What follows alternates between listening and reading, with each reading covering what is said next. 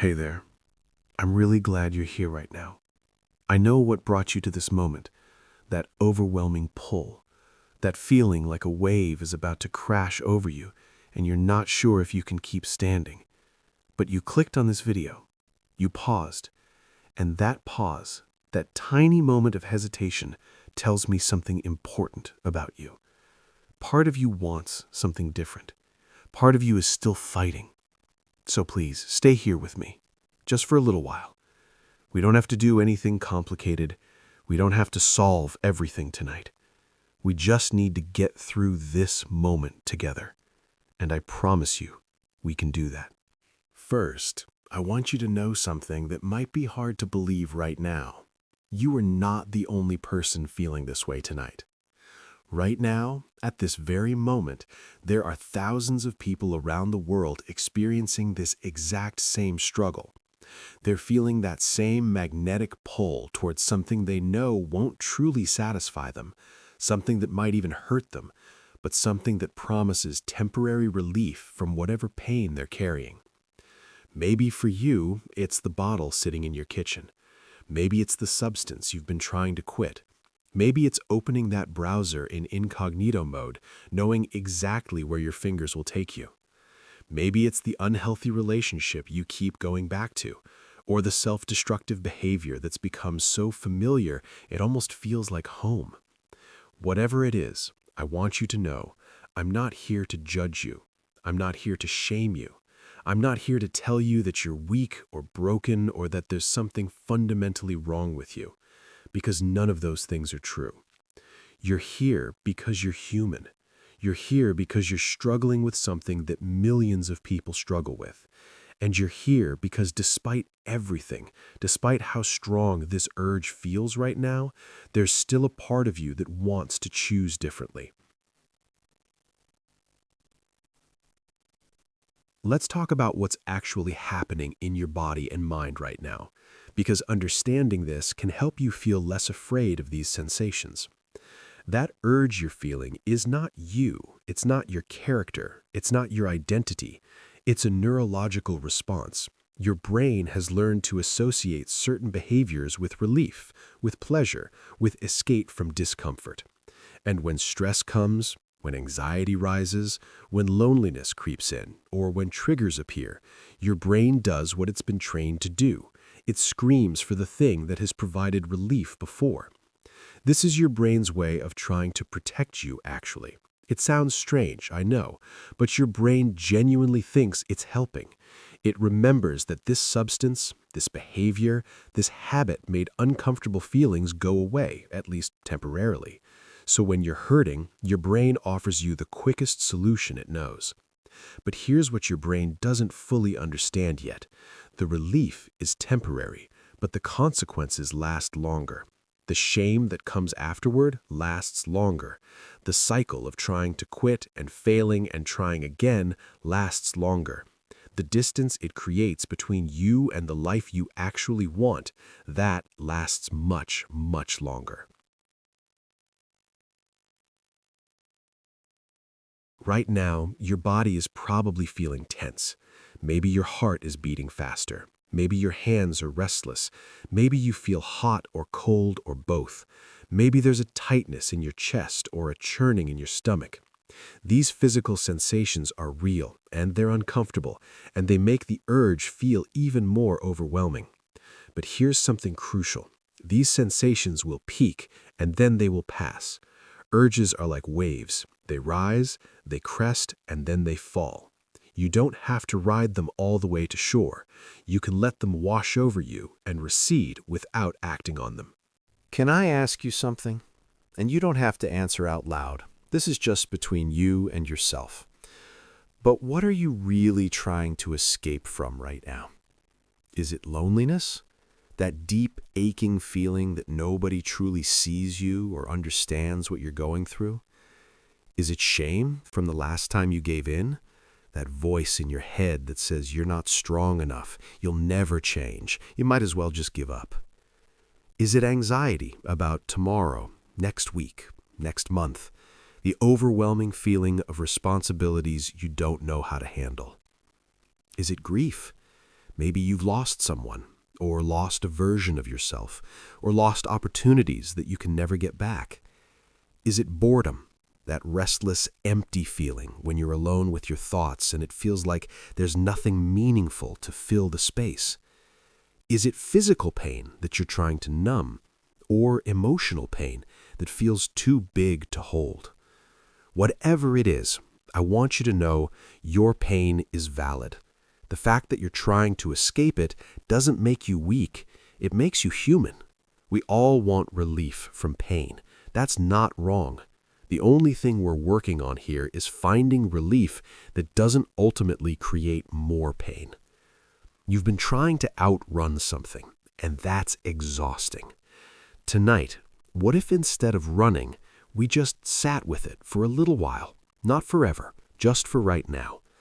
What if we acknowledged that yes, something hurts, and yes, that's really hard, and yes, you deserve comfort, but maybe, just maybe, there's a different way to find that comfort.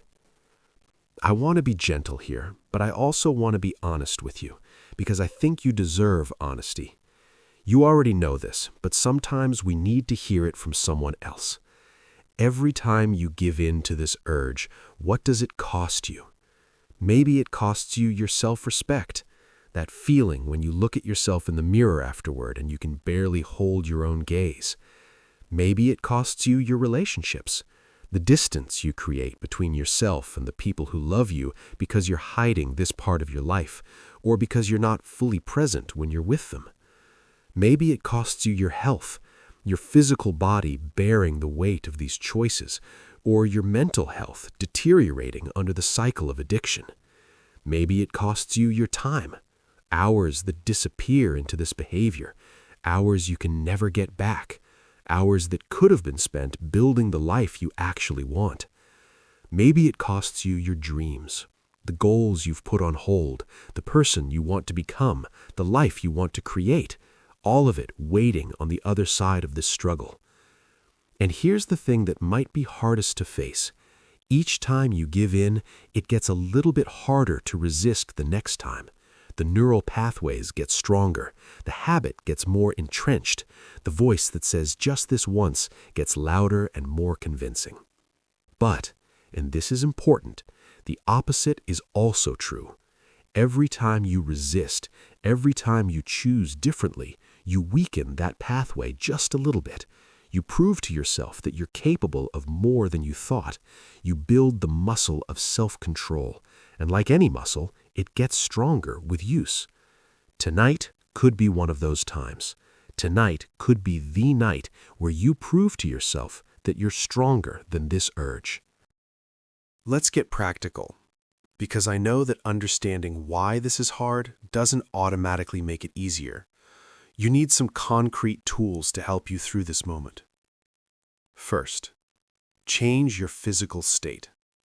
Your body and mind are connected. Right now, your body is in a state of high arousal. Not necessarily sexual arousal, but physiological arousal, stress response, tension, activation. We need to shift that. Try this. Take a deep breath in through your nose for 4 counts. Hold it for 4 counts. Now exhale slowly through your mouth for 6 counts. Do this 5 times. This is called box breathing, and it activates your parasympathetic nervous system, the part of your nervous system responsible for calm and relaxation. It tells your body that you're safe, that you're not in danger, that you don't need to be in fight or flight mode. If you're sitting down, stand up. If you're lying down, get up. If you're inside, go outside. If you're in your bedroom where you usually engage in this behavior, go to a different room.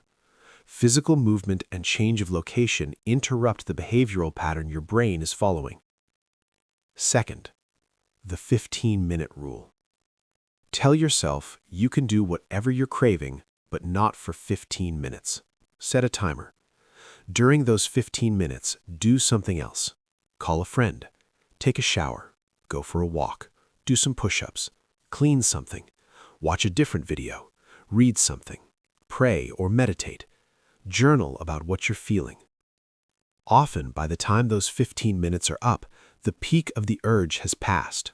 And if it hasn't, set another 15-minute timer.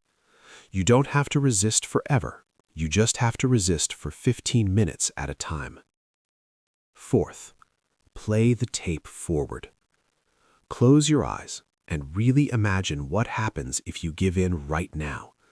Don't just imagine the relief. Imagine what comes after. The shame, the regret, the disappointment in yourself, the reset of your progress, the strengthening of the habit you're trying to break, the way you'll feel tomorrow morning. Now imagine the alternative. Imagine waking up tomorrow knowing you made it through tonight. Imagine that feeling of pride, of strength, of knowing you're actually capable of change. Imagine telling someone you trust that you had a hard night, but you got through it. Imagine being one day further from this addiction instead of back at day 0. Which future do you want to wake up to? Fifth, reach out. If you have someone in your life who knows about your struggle, a friend, a family member, a sponsor, a therapist, reach out to them right now. Send a text that says, "I'm struggling tonight and I need support." Most people who love you would rather get that text at 2 a.m. than watch you suffer in silence. If you don't have someone, there are crisis lines and support groups where people are available 24/7. You don't have to give your name, you don't have to explain everything. You can just say, "I'm having a hard night and I need to talk to someone." Fifth, engage your hands and mind. Idle hands and an idle mind make urges stronger. Do something that requires your attention and your hands. Solve a puzzle. Play a video game that requires focus. Do some art. Cook something. Build something. Fix something. Your brain can't fully focus on two things at once. If you're genuinely engaged in something else, the urge loses some of its power. Right now, you might be telling yourself a story. Maybe it goes something like this. I've already messed up so many times. What's one more? I'm not strong enough to beat this. I'll start fresh tomorrow, Monday, next month. This is just who I am. I can't change. I deserve this because I've been good, or it's been a hard day, or I need a reward. Nobody would understand if they knew the real me. These stories feel true when you're in the middle of an urge, but they're not truth. They're the addiction talking. They're the voice that wants to convince you that resistance is futile, so you'll stop resisting. Let me offer you different stories, stories that are just as true, maybe more true. Every time I've resisted before, I've proven I'm capable of resisting. Strength isn't never falling, it's getting back up every time I do fall. There is no better time to start than right now, this moment. I am not my addiction. I'm a complex, valuable person who happens to be struggling with something difficult. Taking care of myself means making choices that align with my long-term well-being, even when that's hard. There are people who would understand, who have been through this, who wouldn't judge me. Which set of stories do you want to be true? Because here's a secret. The stories we tell ourselves have a way of becoming self-fulfilling prophecies. If you keep telling yourself you can't change, you'll find evidence for that story everywhere. But if you start telling yourself you're in the process of changing, even when it's hard, even when you have setbacks, you'll start finding evidence for that story instead. Let me tell you something I wish someone had told me when I was struggling. You are worth the discomfort of sitting with this urge. I know that might be hard to believe right now. I know you might have a long list of reasons why you're not worth it. All the times you've failed, all the ways you've hurt people, all the opportunities you've wasted, all the versions of yourself you haven't lived up to. But here's what I see. I see someone who showed up here tonight instead of immediately giving in. I see someone who is still trying, even after all the times that trying has been hard. I see someone who wants something better for themselves, even if they're not sure they can achieve it. That's worth fighting for. You don't have to be perfect to be worth fighting for. You don't have to have it all figured out. You don't have to be strong all the time. You just have to be willing to keep trying, even when, especially when, it's hard. Think about the people who love you, your family, your friends, maybe your children or your partner. Think about how much they want you to be free from the struggle. Think about how much they want you to be present, to be healthy, to be the fullest version of yourself. You matter to them. Your well-being matters. Your presence matters. Your life matters. And even if you can't think of anyone right now, even if you feel completely alone, you matter to the future version of yourself. The person you could be 6 months from now, a year from now, 5 years from now. That person is worth fighting for. That person deserves to inherit a life that isn't weighed down by this addiction. I need to be real with you about something. If you've given in to this urge before, if you've relapsed multiple times, that doesn't mean you're failing at recovery.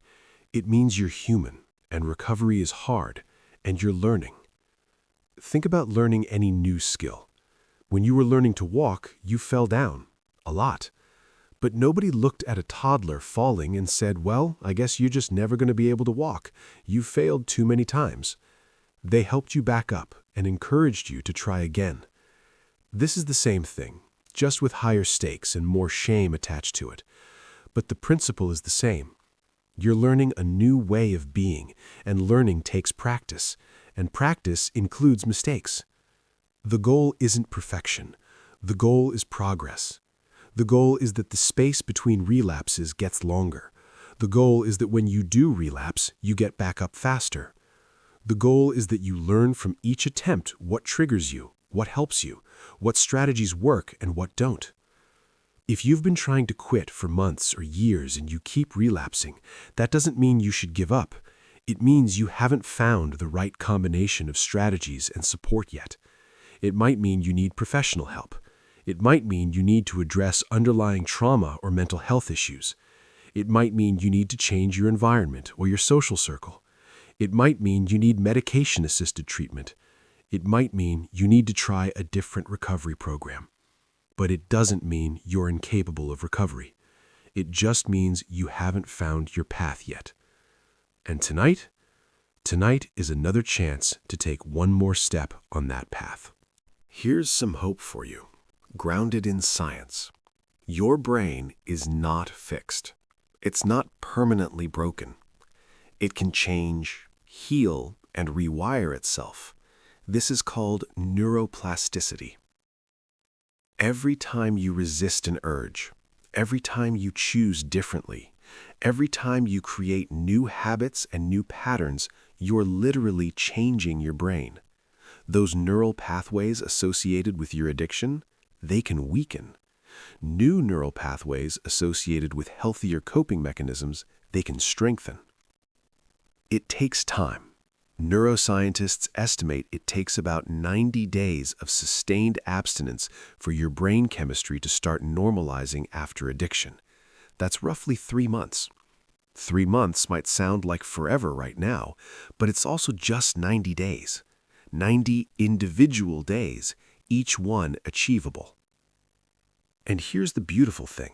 You don't have to white-knuckle it for 90 days straight.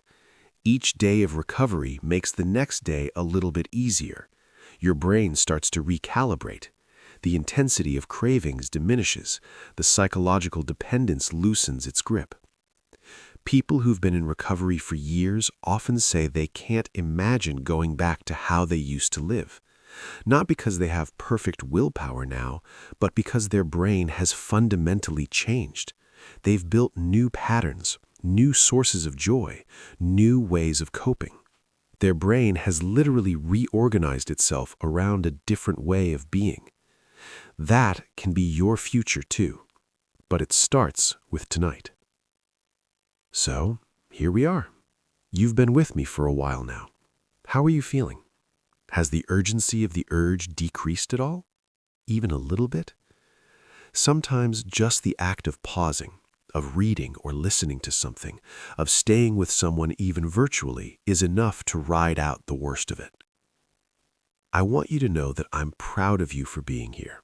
I know that might sound strange from a stranger, but I am. You could be anywhere right now, doing anything, and you chose to be here, trying to make a different choice. That takes courage. Let's sit here together a little longer. Let's breathe together. In for 4, hold for 4, out for 6. Again, and again. Feel your body in the chair or bed or wherever you are. Feel your feet on the ground if you're standing. Notice the temperature of the air. Notice sounds around you. This is called grounding, and it brings you into the present moment, out of the spiral of craving. The present moment is actually okay. Right now, in this exact moment, you're safe. You're breathing. Your heart is beating. You're here. The crisis you feel is about what might happen or what you might do, but in this actual present moment, you're okay. Stay in this moment. Don't jump forward to worrying about tomorrow or next week or whether you'll ever fully recover. Just be here, right now, with me. You're doing it. You're making it through. Every minute that passes is a minute of resistance, a minute of choosing differently, a minute that's building the person you want to become. Let me paint you a picture of tomorrow morning if you make it through tonight without giving in. You wake up, and maybe the first thing you feel is relief. You did it. You made it through. The sun is still rising. The world is still turning, and you're still here, a little bit stronger than you were yesterday. You look at yourself in the mirror, and maybe for the first time in a while, you can hold your own gaze. There's no shame to look away from. There's no secret to hide. There's just you, a person who struggled and chose to keep fighting. You might feel tired. Resistance takes energy. But underneath that tiredness is something else. Pride, self-respect, hope. The belief that maybe, just maybe, you actually can do this. You add another day to your count, or if you've relapsed before, you start your count again from a place of strength rather than defeat. This time feels different because you fought for it, in a moment when fighting was hard. Maybe you tell someone who's been supporting you. Maybe you send a text that says, "I had a rough night, but I got through it."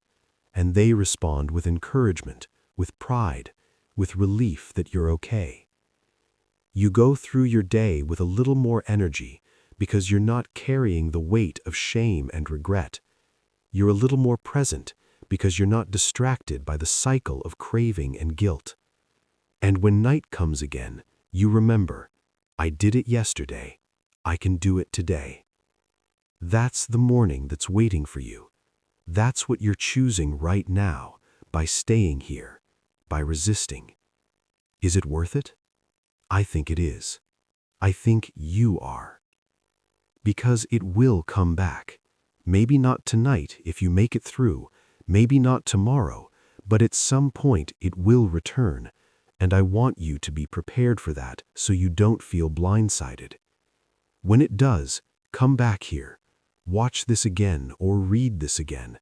Remember what got you through tonight. Use the tools that worked. Reach out to the people who helped. Build yourself a toolkit of resources. Save phone numbers of people you can call. Bookmark websites of support groups. Download apps that track your sobriety. Keep a journal of what triggers you and what helps you cope. Write yourself a letter now while you're in a strong moment that you can read when you're in a weak moment. Create a crisis plan. What will you do when the urge hits? Who will you call? Where will you go? What will you distract yourself with? Having a plan makes the moment less overwhelming because you're not trying to figure out what to do while you're also trying to resist. And please, please remember, One moment of struggle doesn't mean you're back at square one. Every moment you've resisted has built your resilience. Every day you've been free has healed your brain a little bit more. A moment of temptation doesn't undo all of that. Zoom out with me for a minute. In the grand scheme of your life, what is this struggle about? It's about freedom, isn't it? Freedom from something that controls you. Freedom to be fully yourself. Freedom to pursue the life you want without this weight holding you back. It's about becoming the person you know you can be. The person who isn't governed by cravings and compulsions. The person who has the strength to feel difficult things without needing to immediately escape them. It's about breaking a cycle. Maybe it's a cycle that's been in your family for generations. Maybe it's a cycle you started yourself. But either way, it's a cycle you have the power to end. It's about showing yourself that you're capable of change, growth, and healing, that you're not stuck, that your past doesn't have to be your future. And it's about building a life of integrity, where what you do matches what you value, where you can look at yourself with respect, where you're not constantly hiding parts of yourself from the people you love. That's worth fighting for. That's worth tonight's discomfort. That's worth however many tough nights it takes. I want to challenge something you might believe about yourself, that needing to resist this urge means you're weak. It doesn't. It means you're strong. Strong people aren't people who never struggle. Strong people are people who keep fighting even when the struggle is hard. Strong people are people who fall down and get back up. Strong people are people who ask for help when they need it. Strong people are people who admit they're not perfect and keep trying anyway. You know what takes real strength? Sitting with discomfort instead of immediately numbing it. Feeling your feelings instead of running from them. Choosing long-term well-being over short-term relief. Being vulnerable enough to admit you're struggling. The fact that you're here, that you're reading this or listening to this, that you're actively trying to resist, that's strength. Don't confuse having a struggle with being weak. They're not the same thing at all. The strongest people I know are people in recovery, people who have stared down their demons and chosen to keep fighting day after day, people who have rebuilt their lives from rock bottom, people who have learned to be honest about their struggles instead of pretending they're fine. That could be you. That is you, right now, in this moment. We're coming to the end of our time together, but I want to leave you with a few final thoughts. First, you did it. You stayed here with me. You made it through this moment. The urge might still be there, but it's not as intense as it was when you first arrived here, is it? And even if it is, you've proven you can sit with it without immediately acting on it. Second, tomorrow is a new day. If you've been in recovery before and you're starting again, tomorrow is day one, and day one is full of possibility. If you've been counting days and tonight adds to your count, you're one day stronger. Either way, tomorrow matters and you matter. Third, you don't have to do this perfectly. You just have to keep trying. Recovery is messy and non-linear and hard, and that's okay. Progress is still progress, even when it's slow or inconsistent. Fourth, you deserve support. If you haven't reached out for help yet, please consider it. Therapy, support groups, trusted friends, family, recovery programs. There are people who want to help you, who won't judge you, who understand what you're going through. Fifth, this isn't forever. The intensity of what you're feeling right now, this won't last. It will get easier. Maybe not tomorrow, maybe not next week, but it will get easier. I promise you that. And finally, I believe in you. I believe you're capable of recovery. I believe you can build a life you don't need to escape from. I believe that the person you're becoming is worth all of this effort.